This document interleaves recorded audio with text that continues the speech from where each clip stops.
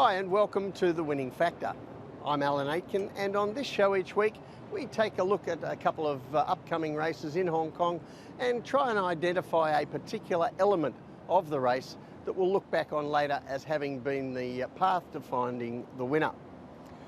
Well, on Sunday at Sha Tin, the first race we're going to take a look at is race 5, and the winning factor here, the class rise. Now we take a look at the field, and I think this really just boils down to three main chances. Solomon's Bay with Zac Purton getting on, the gallant old war horse, New Asia Sunrise, who hasn't won for a while but he's still racing well, and Joe Moreira's ride, and that's California Gung Ho. Now the two I'm most interested in here, I think, are the strongest chances, New Asia Sunrise and California Gung Ho.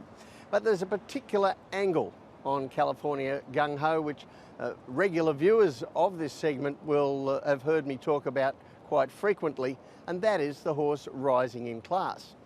I'm going to show you a couple of graphics here. The first is a table from around about this time last year, you might remember seeing it, where I show these statistics for horses which are going up in class on their previous start and horses going down in class.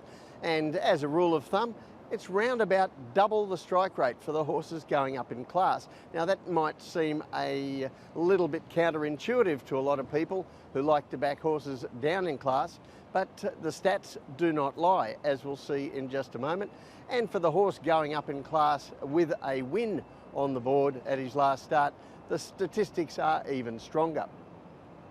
So I thought that rather than just update the 2013 to 2018 statistics with an extra season laid on top, I thought I'd separate out last season, 2018-19, and compare it to the longer term trends. And as you can see, very similar numbers in all three cases. You're twice as often going to back the winner if you're backing the horse up in grade rather than the horse down in grade. And they are regular numbers, year in, year out, they stay consistent.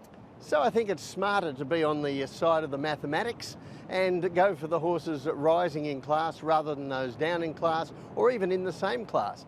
The horse going up in class has the good record, and we've already seen California Gung Ho once this season in Class 4, and here's his win in the fourth race of the new season, ridden on this occasion by Aldo Domeyer, who put him up on the speed just behind the leaders, and he skipped away and won with a little bit of authority at the finish.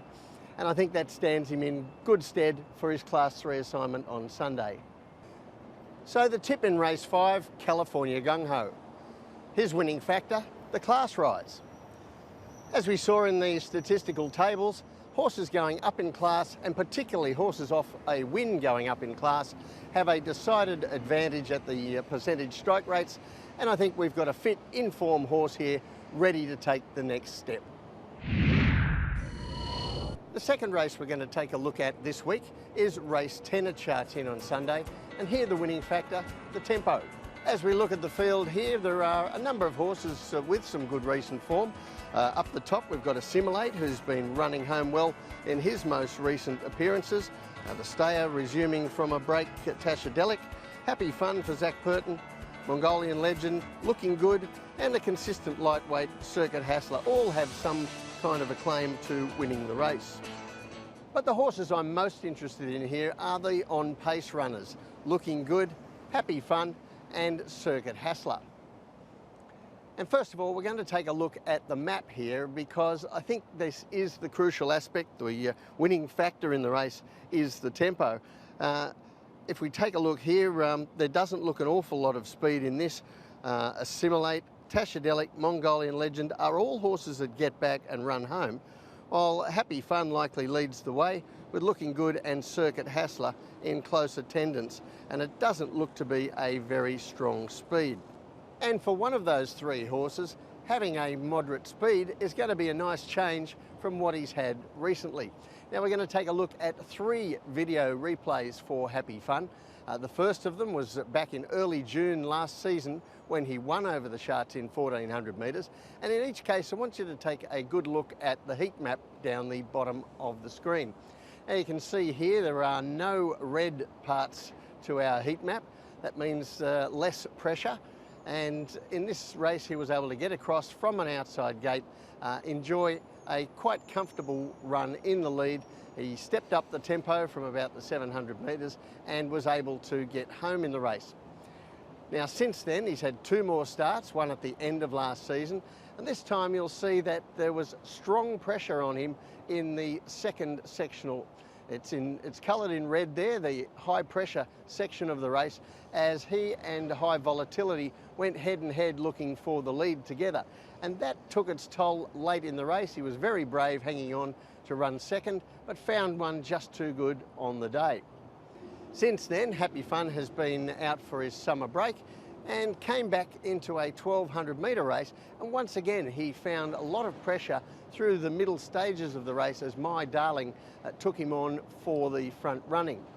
That told its tale on both the horses, but Happy Fun was able to beat My Darling home in their race between themselves, if you like, the winner and the second horse coming from well back in the field and enjoying the strong tempo, but the leaders were brought undone by it. So Happy Fun was quite tough in those outings, and that makes him, to me, the horse to beat on Sunday. So the tip in race 10, Happy Fun. His winning factor, the tempo. He's been very tough to run down, even with the tempo against him, and I think he gets all the favours in front here for Zac Purton. Well, that's it from the winning factor for this week. Good luck on Sunday, and we'll see you next time.